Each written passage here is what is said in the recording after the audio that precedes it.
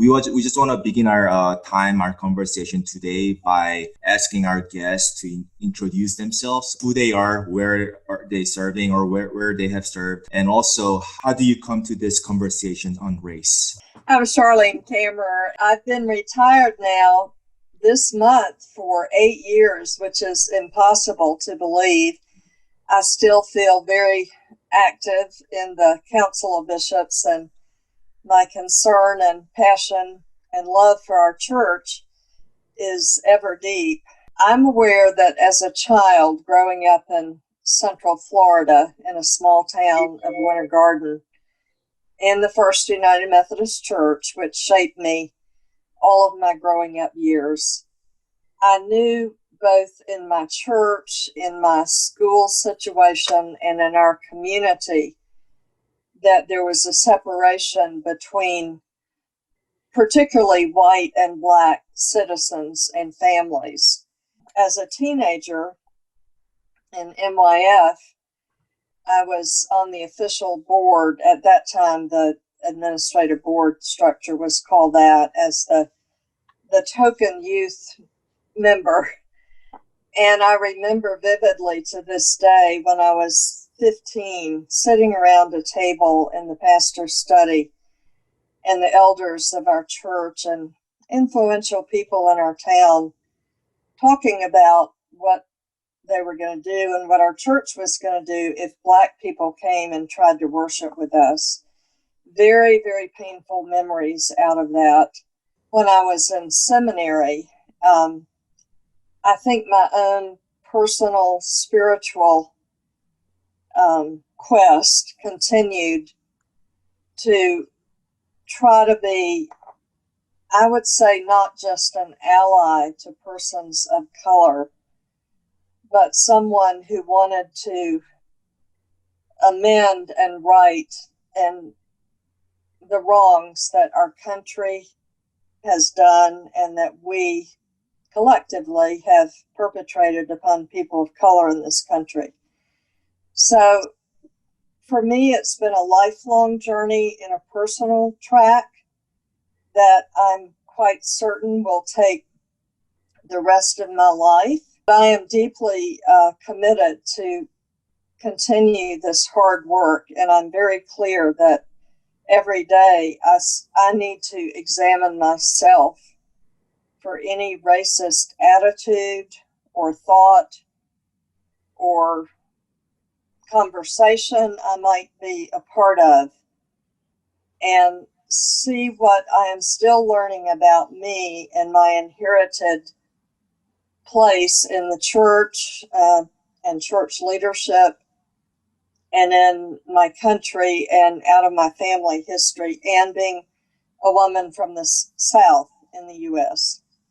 I am the child of an African-American male who was born in the Deep South, Savannah, Georgia in 1918, who was blessed to have a family that supported him to be college educated at Morehouse College, and a mother who was born to a Puerto Rican immigrant who moved from Puerto Rico to New York City in 1919. And she was one of 8 who managed to, through her love of reading and scholarship, graduate from Hunter College and became a teacher. And they were upwardly mobile, lower socioeconomic, lower middle, moved from the Bronx to nice lower middle class Queens. In 1960, nice little brick house, separate, little plot in the front, plot in the back. My mother gave me the love of reading. My mother gave me the love of classics and classical music. So I had inculcated pretty much white middle class sensibilities, and I was sheltered. They made sure that I never experienced anything really harsh as it relates to racism. And we really didn't have those conversations about what that was like for them until I was grown. the significant part of the journey came after I spent 4 years as the campus minister at Norfolk State University. I graduated and determined that campus ministry was not my call. But because the Virginia Conference had 1,200 churches and only about 50 of them were African American churches, I discerned that if my career was to have any trajectory, I was going to have to leave the womb at some point. And Dabney Walters, God bless his heart, took a chance and sent me to a dying white flight church in Chesapeake. And there we managed to bridge the gap and help white folks and black folks figure out they could indeed worship together. And then Bishop Pennell ruined my life and put me on the cabinet. So I have been in cross-cultural, cross-racial ministry ever since then. And it's given me a unique perspective on how racism still functions in the life of our church. So, I am Reverend Dr. Kelly Grimes. I have the honor of serving as the Associate Pastor for Hospitality and Congregational Care at Foundry United Methodist Church in West DC. I've been there for a year and 3 months. It's been quite a year. I am from Atlanta, Georgia, born and raised in Southwest Atlanta. I attended Ben Hill United Methodist Church. When I came back from college after lollygagging for a while, I started attending Cascade United Methodist Church. Walter Kimbrough and the people of Cascade really grew me into what it meant to be a Methodist. I'm also eighth generation Georgian. I think I'm the only one of my family that moved away and stayed away. Everybody else is back down there. So, but a lot of what I've learned about how racism acts in the world, I learned in Georgia. I wish I could number the conversations, the experiences, the hardships, the tears of my relatives, my ancestors. I can't. We have had to deal with it so long. It's almost like it was a second skin that you had to. That was just a burden that you dealt with. I mean, there were times when we didn't even name it because we knew what it was. I mean, it was just what it was. Coming from an African American family that even through all of that, everybody got educated and went to the military and did well. We knew that it was in spite of white supremacy and racism. All right, so we're here to talk about racism. Could you either define it or share an experience that, articulates what racism is or means to you? I feel that those of us who are white in this part of the conversation need to be sure that we say what we think racism is, and that it really is up to us to initiate this work to help dismantle racism. So I have been of late finding that Ibram Kendi is maybe my most clear guide to helping reform some of my own vocabulary and understanding. And I'm not claiming to embrace all of the understanding yet, but he has powerfully helped me to get a new vocabulary. Kendi says that racism is a powerful collection of racist policies that lead to racial inequity and are substantiated by racist ideas. And when I unpack that with other people, I think that's a very expansive naming of what racism is, and I believe it's true. I would even expand on Dr. Kendi's definition, because the idea of race is a social construct within itself. That's part of the problem, that we believe that because we are from a different place than someone else, that we've lumped people into Black and white and brown.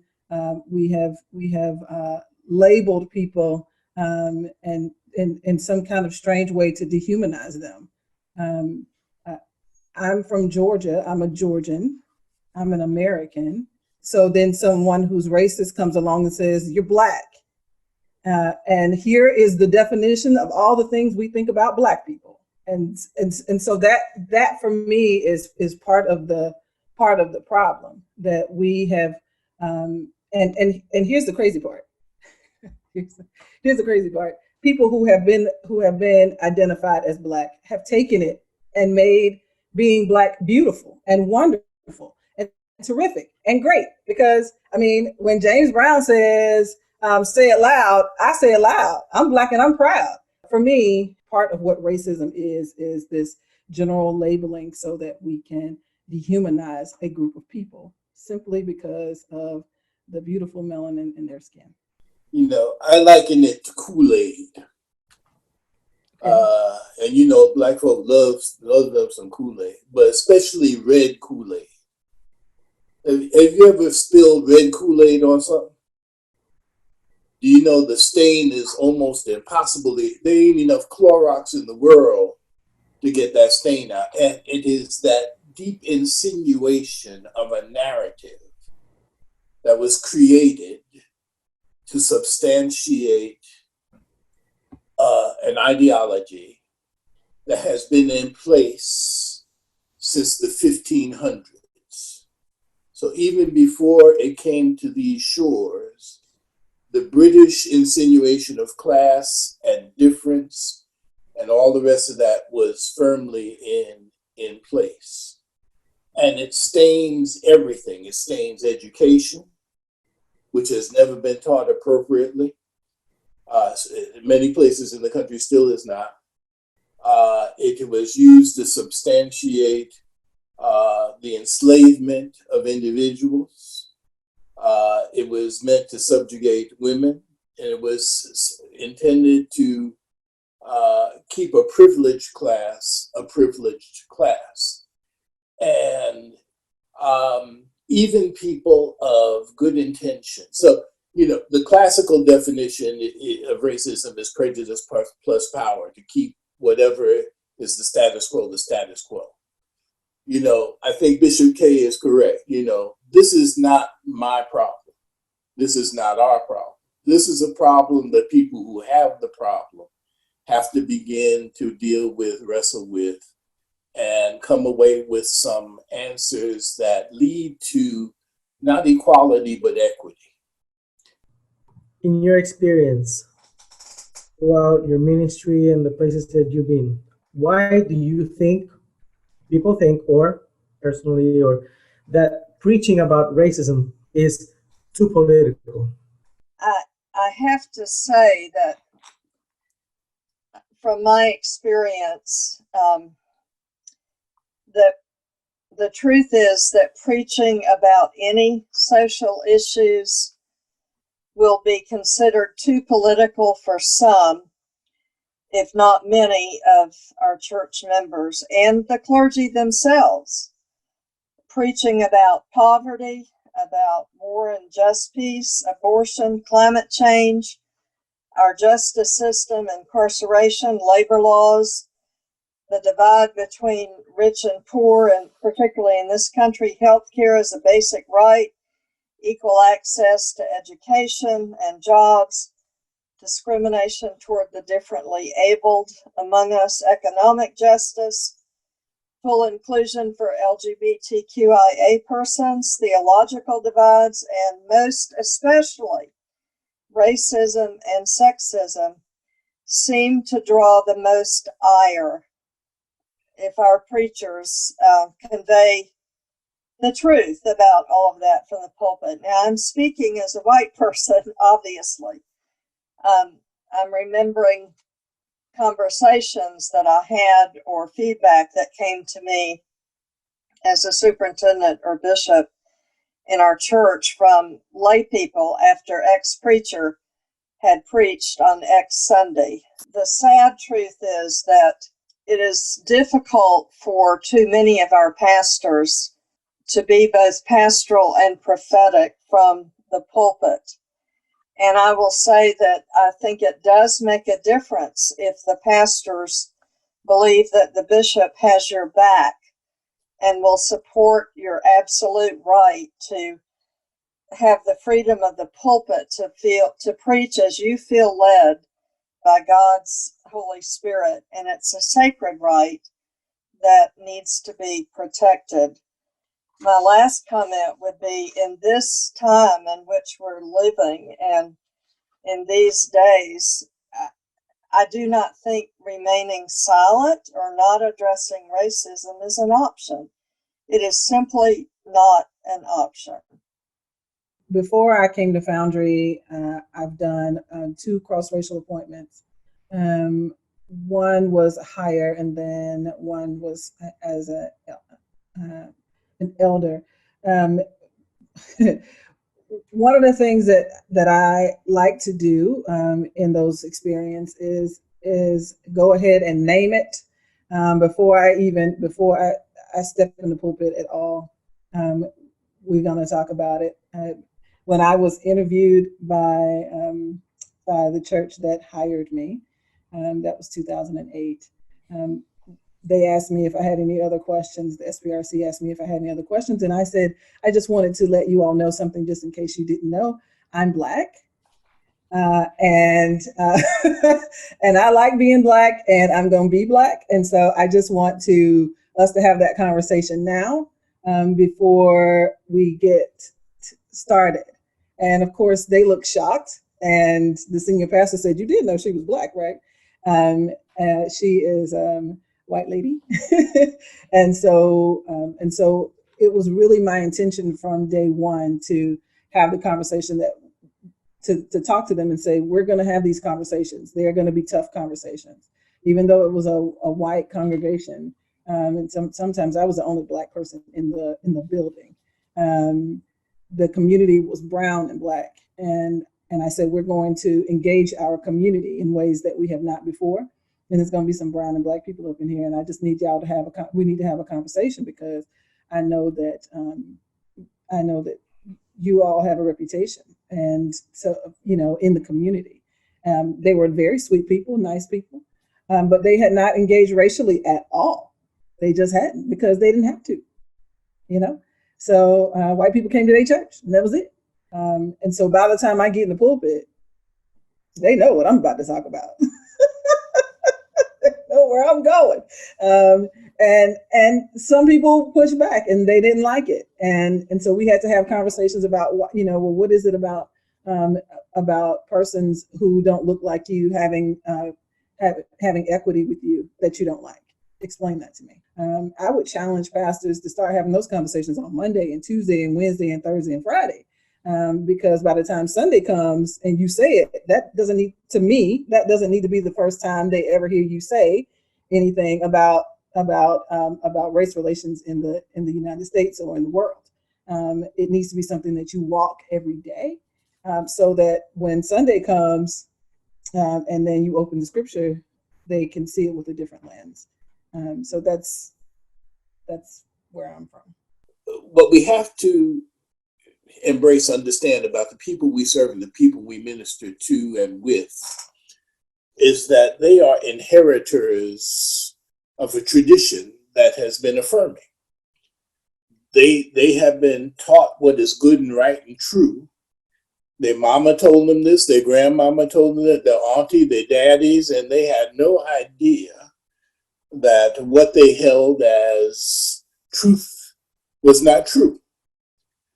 And that's work that takes patience.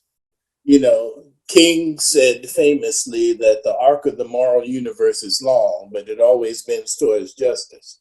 So this is not stuff that's going to happen tomorrow. And these are conversations we've been having historically, and I have a particular passion and interest in the historical period from 1879 to 1925.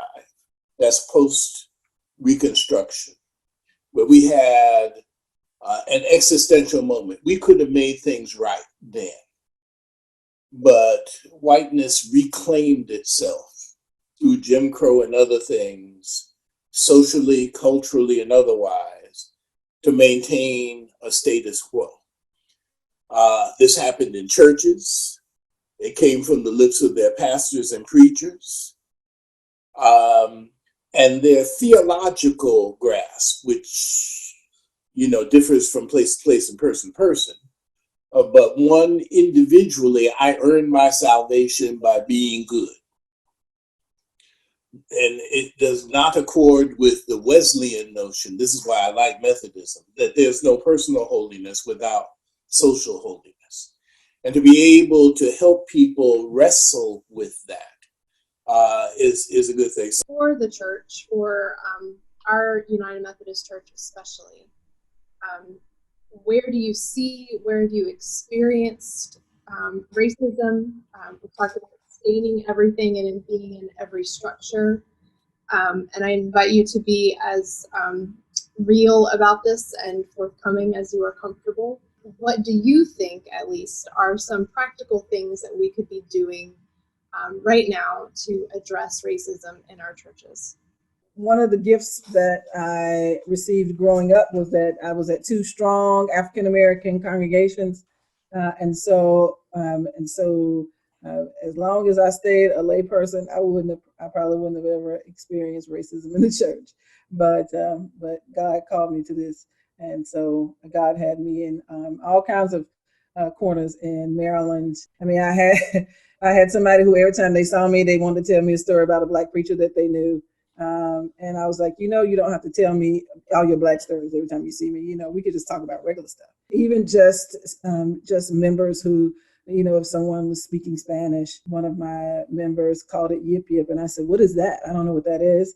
And then when they finally did say Spanish, I said, oh, the language that millions of people speak around the world, the language that's probably spoken more than English, that one. I've dealt with some, with a racist appointment that was really, really hard. And they had to move me because it was too much. And practical steps: one, be prepared to have the conversation. It's not something you can tiptoe around. It's everywhere, but it's always been everywhere. Do some work on the history of your church. Find out how your church has played a part in white supremacy and denounce it. There are congregations that have stuff in their leases, in their history, that is appalling. That stuff being written down and signed by somebody long ago, that stuff affects these churches. As a congregation, say, we denounce this, taking it out of the bylaws of your church. It's amazing the kind of stuff that's still sitting in congregations' bylaws. And that's hard, because it means that those people, some of them who the congregation is related to, this is my great-great-grandmother. You mean to tell me I have to denounce my great-great-grandmama? This part right here, you do. You can still use her pie recipe, but you need to denounce this.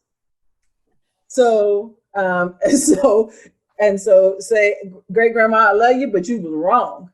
And we're not gonna do that anymore. If there are congregations, African-American congregations that have been hurt by your church, work on it.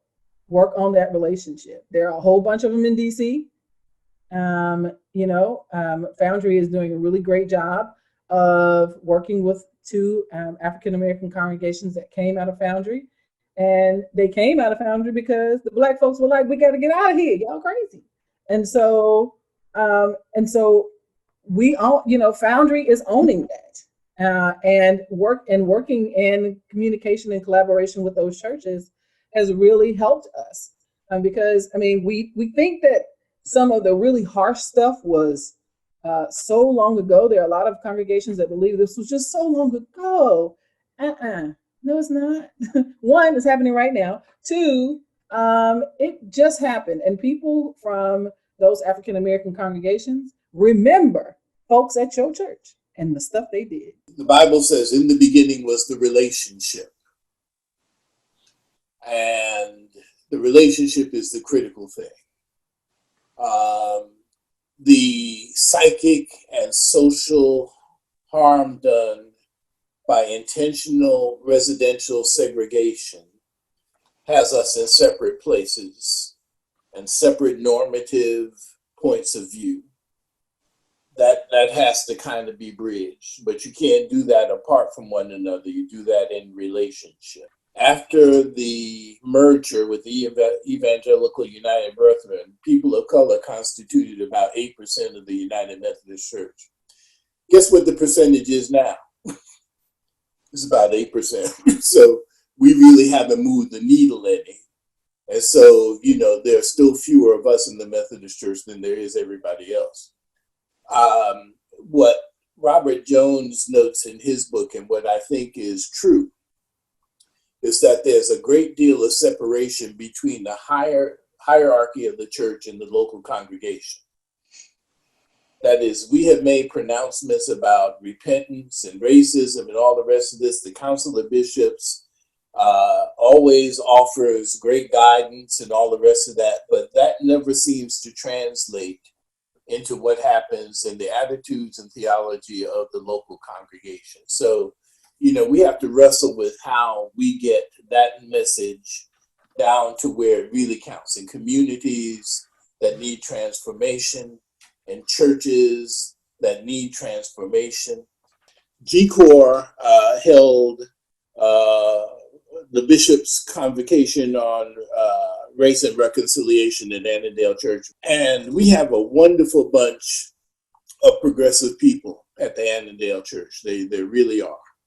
But after that session was over, a bunch of them were knitted together in the kitchen.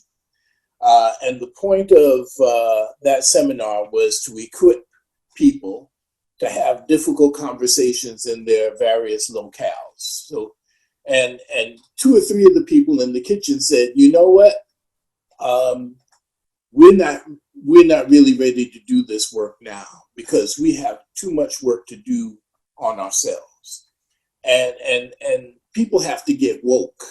Something has to provoke within them a sense of conviction that indeed they have drunk the Kool-Aid and they have been stained, and that it is their task to get some Clorox to begin to scrub at those stains and at least get them to a mild pink. I think that the good news here is that white people in our churches seem to be at a point where eyes are being opened to systemic racism, to what is happening in our country and the influence of white supremacy and the blessing of that by the federal government, if not the tacit approval. And I am heartened when I know that the witnesses against police brutality and violence toward Black and brown people in our country, the witness, the protests, the marches continue for months on end. This is something new. This is a Kairos time in this country, and I believe in our church. That broader question that your team asked, is the United Methodist Church a racist denomination? And of course, the sister question, is America a racist country? Even asking those questions in our churches right now, I think would render some different kinds and perhaps deeper responses than in other decades of our history and life together. We are at a point where we can agree and should agree that whether individuals are racist or not will be determined by our actions, our behaviors. But we were founded on racist policies. There really is enormous clarity around that. And I think people in the churches are hungry to want to explore this. And this is a time we can use for that. I think it's a time when we can confess that the United Methodist Church mirrors pretty closely the history of the United States of America. So went the evangelism of the Methodist across the land, and so did the enslavement of God's people follow. And it has been intertwined since our beginning. I know at our church, which is First United Methodist in Waynesville, North Carolina, close to Lake Junaluska, where we live, we are having shared meetings and conversation, deep conversation with the AME local church here in town. And there is some shared history that is beginning to come out of that experience together. And while it's been harder to do virtually, we had begun some of that work before the quarantine time came. There's a lot we can do at the local level, but I do think that nationally and in the church, they are dovetailing in terms of our clear mandate to speak the truth in love and to name racism and everything it implies, and what is our role to dismantle it and figure that out together in humility. And a lot of it must be led by white people, but we cannot do it by ourselves in the sense of not hearing the honest stories and not